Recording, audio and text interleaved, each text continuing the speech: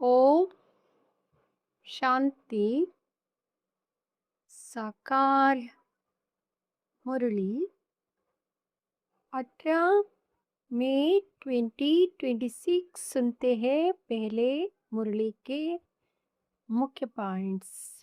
तुमको नशा है, जो जो बाप को याद करेंगे उनको नशा रहेगा। देहाभिमान में आने से वह नशा उतर जाएगा। सवेरे उठकर याद में बैठो तो विचार सागर मंथन करने की आदत पड़ जाएगी। उमंग में आते जाएंगे। सवेरे उठकर याद में बैठो तो विचार सागर मंथन करने की आदत पड़ जाएगी। उमंग में आते जाएंगे, उमंग में रहेंगे। तुम्हें सवेरे सवेरे उठकर ऐसे ऐसे ख्याल करने चाहिए, फिर देखो तुमको कितनी खुशी रहती है। सारा दिन खुशी रहेगी। जब और सब मनुष्य नींद में सोए रहते हैं, तुम उस समय जागते हो। अगर वहाँ यह बातें याद रहे तो फिर सुख ही ना भासे, चिंता लग जाए। इस समय तुमको गुप्त नशा है। अनेक बार तुम इस राजयोग अभ्यास द्वारा दैवी राज्य स्थापन करते हो। तुम्हारी बुद्धि में है यह 84 का चक्र कैसे फिरता है, इसलिए तुम्हारा नाम ही है स्वदर्शन चक्रधारी। ड्रामानुसार दुनिया की गति बुरी हो गई है, फिर बाप आकर सद्गति करते हैं। सुनेंगे ईश्वरीय महावाक्यों को विस्तार से। मीठे बच्चे, इस रूहानी नशे में रहो कि हम ईश्वरीय फैमिली के हैं। हम अपनी गुप्त दैवी राजधानी स्थापन कर रहे हैं। गुप्त रूप से दैवी राजधानी स्थापन कर रहे हैं।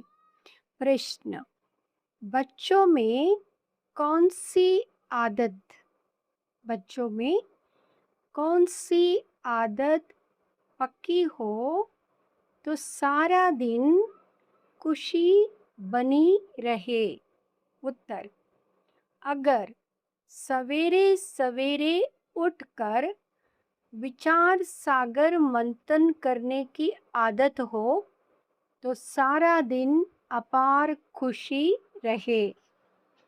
बाप की श्रीमत है, बच्चे अमृत वेले उठकर अपने बाप से मीठी मीठी बातें करो। विचार करो, हम अभी किस फैमिली के हैं, हमारा कर्तव्य क्या है। अगर बुद्धि में रहे कि हमारी यहाँ ईश्वरीय फैमिली है, हम अपनी नई राजधानी स्थापन कर रहे हैं, तो सारा दिन खुशी बनी रहे। ओम शांति। बच्चे जानते हैं कि यह रूहानी परिवार है, वह सब है जिस्मानी परिवार। यहाँ है रूहानी परिवार, रूहानी बाप का यह परिवार। जैसे लौकिक घर में माँ बाप बच्चे होते हैं, वहाँ हुआ अध का परिवार। तुम अभी बेहद की फैमिली के ठहरे। बच्चे गाते भी है, तुम माता पिता तो जैसे फैमिली हो गई, क्रिएटर की क्रिएशन ठहरे। यूँ तो बच्चे उनकी क्रिएशन है, परंतु जानते नहीं है। तुम बच्चे अभी जानते हो बरोबर बेहद बाप की यह फैमिली है।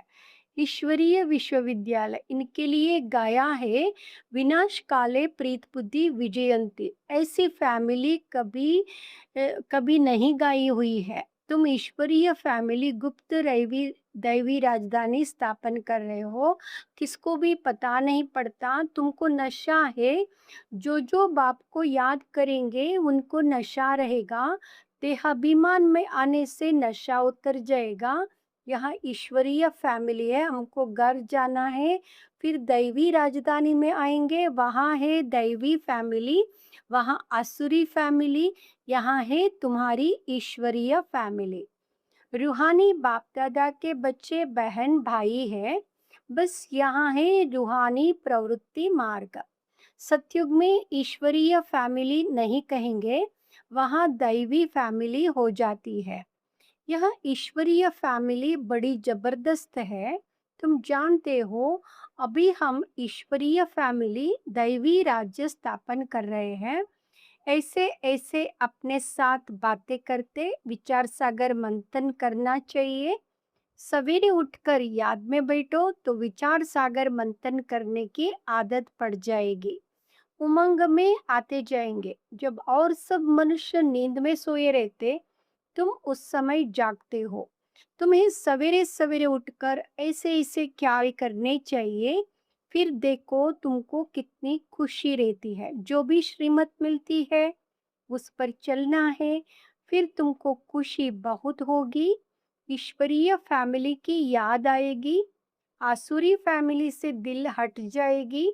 नया मकान जब बिल्कुल तैयार हो जाता है तो फिर पुराने से आसक्ति निकल जाती है।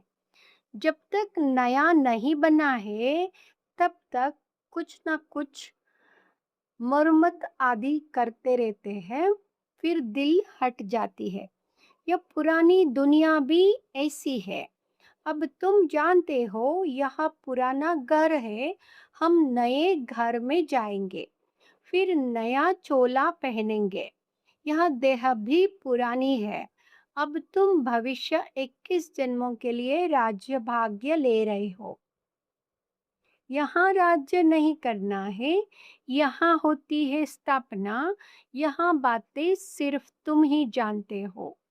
है भी यह गीता राजयोग है ना, इसे कहा जाता है सहज राजयोग। इसे कहा जाता है सहज राजयोग। अनेक बार तुम इस राजयोग अभ्यास द्वारा दैवी राज्य स्थापन करते हो, वहाँ यह बातें याद नहीं रहेंगी। अगर वहाँ यह बातें याद रहे तो फिर सुख ही नाभास से चिंता लग जाए। इस समय तुमको गुप्त नशा है, ऊंचते ऊंच बाबा की यह फैमिली है। इसको कहा जाता है ईश्वरीय गुप्त फैमिली टाइप, ईश्वरीय विश्वविद्यालय, ईश्वरीय यज्ञ भी कहते हैं। फैमिली है, हमको बहुत लवली बनना है। भविष्य में तुम बहुत लवली बनते हो। तुम हो रूप बसंत, आत्मा रूप भी है, बसंत भी है। इतनी छोटी सी आत्मा अविनाशी पाठ बजाती है। इस समय तुम रूप बसंत बने हो। बाप ज्ञान का सागर है, ज्ञान जरूर देंगे तब जब इस शरीर में आएंगे। तुम जानते हो ज्ञान की वर्षा बरसाते हैं, एक एक रतन लाखों रुपयों का है। अब तुम आत्माओं को बाप का परिचय मिला है, बाप ने स्मृति दिलाई है, तुम्हारी बुद्धि में है यह 84 का चक्र कैसे फिरता है। इसलिए तुम्हारा नाम ही है स्वदर्शन चक्रधारी। विष्णु का लक्ष्मी नारायण स्वदर्शन चक्रधारी नहीं है, उनमें यहाँ ज्ञान नहीं होता। अभी आत्मा को यहाँ ज्ञान मिलता है, सृष्टि का चक्र कैसे फिरता है। भल त्रिमूर्ति कहते तो भी शिव नहीं दिखाते हैं। त्रिमूर्ति के चित्र बहुत देखे होंगे। साकार में प्रजापिता ब्रह्मा तो यहाँ है ना, यहाँ हो गया बहुत पुराना, ग्रेट ग्रेट ग्रैंड फादर। तो यहाँ हुआ प्रजापिता ब्रह्मा का सिजरा। बाप सृष्टि रचते हैं ब्रह्मा द्वारा, तो ब्रह्मा बड़ा हुआ ना, दिखाते भी बूढ़ा है। यह 84 जन्मों का चक्र लगाया हुआ है। अभी तुम इन बातों को समझ गए हो।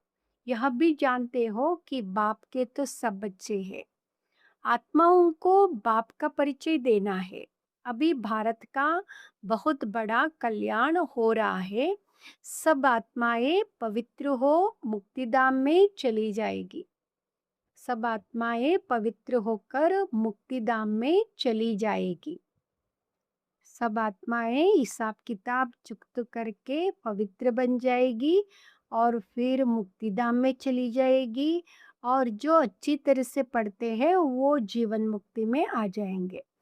तुम हो ही भारत की सेवा पर, भारत काश दुनिया आम। तुम अभी थोड़े हो जो इन बातों को समझते हो। फिर नटशल में समझाया जाता है, बच्चे मन में ना भाओ। अलग में भी समझाया जाता है, जो कुछ है दैवी राजधानी स्थापन करने में लगाओ। बापू गांधी क्या करते थे?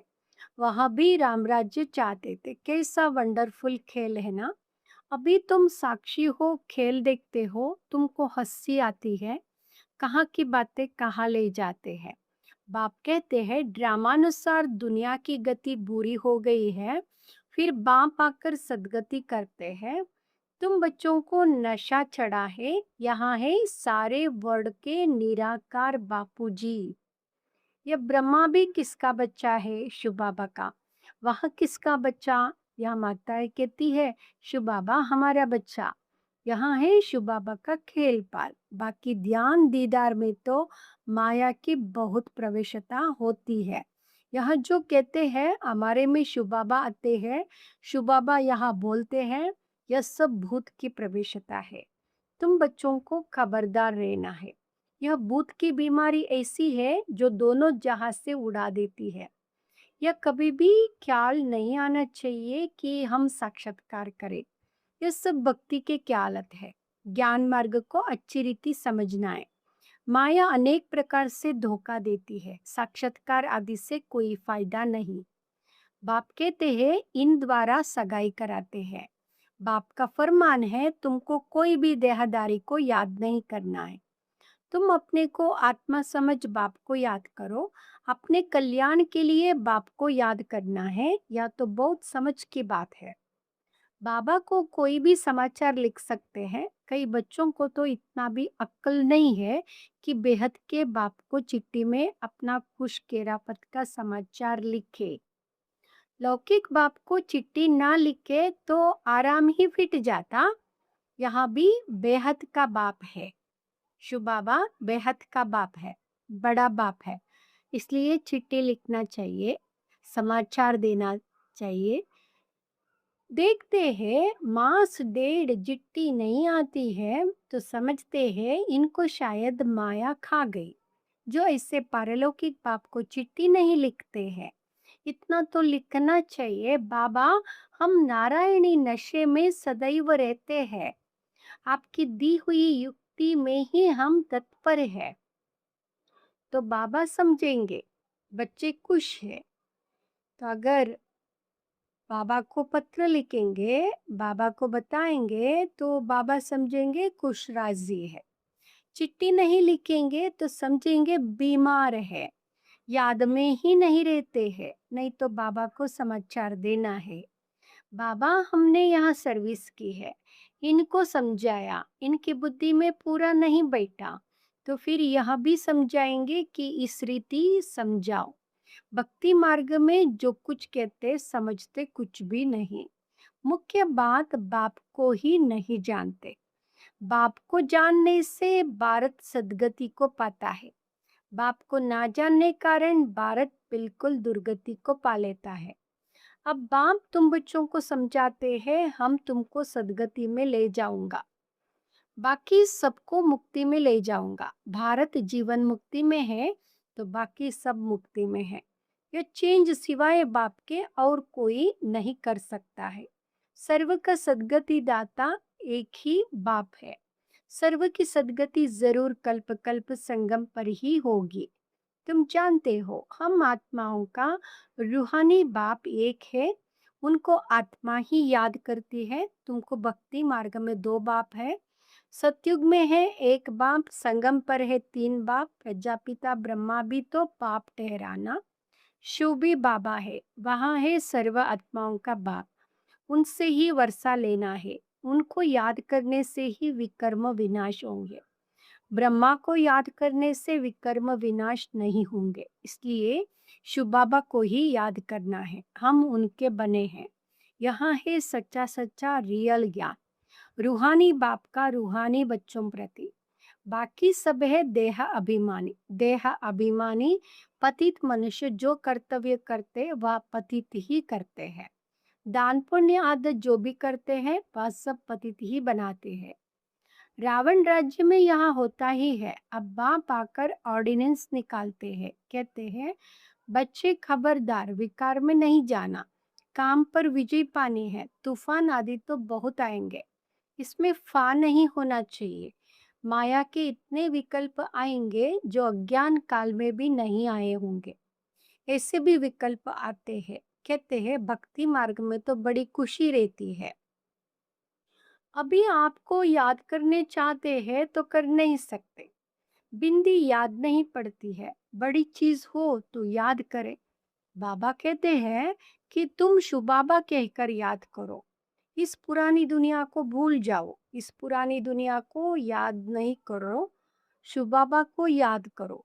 निराकार रूप में शुबाबा कहकर याद करो तो बाबा याद रहेंगे। और निराकार शुबाबा को याद करने से ही जन्म जन्मांतर के विकर्म विनाश होंगे। और किसी देहदारी को याद करने से कुछ भी नहीं बनेगा, कुछ भी विकर्म विनाश नहीं होगा। इसलिए बाबा कहते सब देहदारियों को, देह की दुनिया को भूल जाओ और सिर्फ मुझे याद करो और किसी को याद नहीं करो। इस पुरानी दुनिया को भूल जाओ, तुम शांतिधाम में याद करो। सिर्फ शांतिधाम को याद नहीं करना है, बाप की याद से ही विकर्म विनाश होंगे।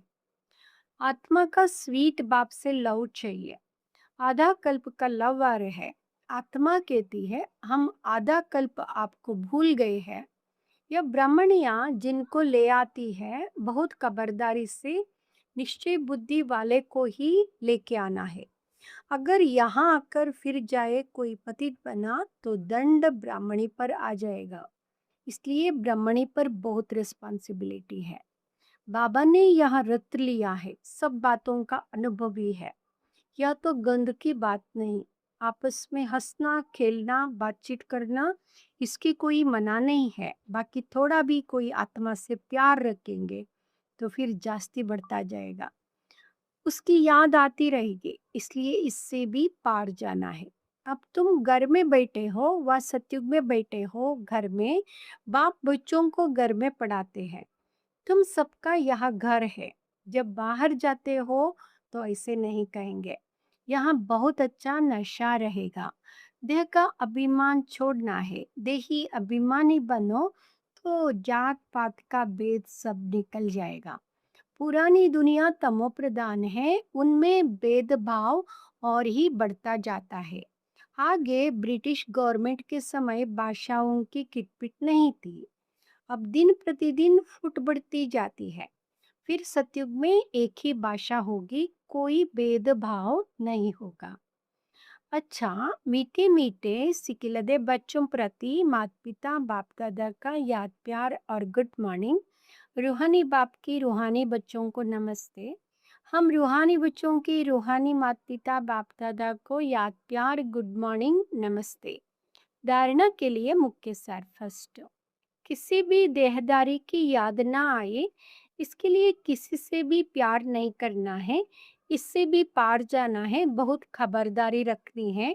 माया के विकल्पों से घबराना नहीं है, विजयी बनना है। दूसरा, ध्यान दीदार में माया की बहुत प्रवेशता होती है, इस भूत प्रवेशता से अपने को बचाना है। बाप को अपना सच्चा सच्चा समाचार देना है। वरदान, हर बात में सार को ग्रहण कर ऑलराउंड बनने वाले सरल पुरुषार्थी भाव। हर बात में सार को ग्रहण कर ऑलराउंड बनने वाले सरल पुरुषार्थी भाव। जो भी बात देखते हो सुनते हो उसके सार को समझ लो, और जो बोलो जो कर्म करो उसमें सार भरा हुआ हो तो पुरुषार्थ सरल हो जाएगा। ऐसा सरल पुरुषार्थी सब बातों में ऑलराउंड होता है, उसमें कोई भी कमी दिखाई नहीं देती, कोई भी बात में हिम्मत कम नहीं होती।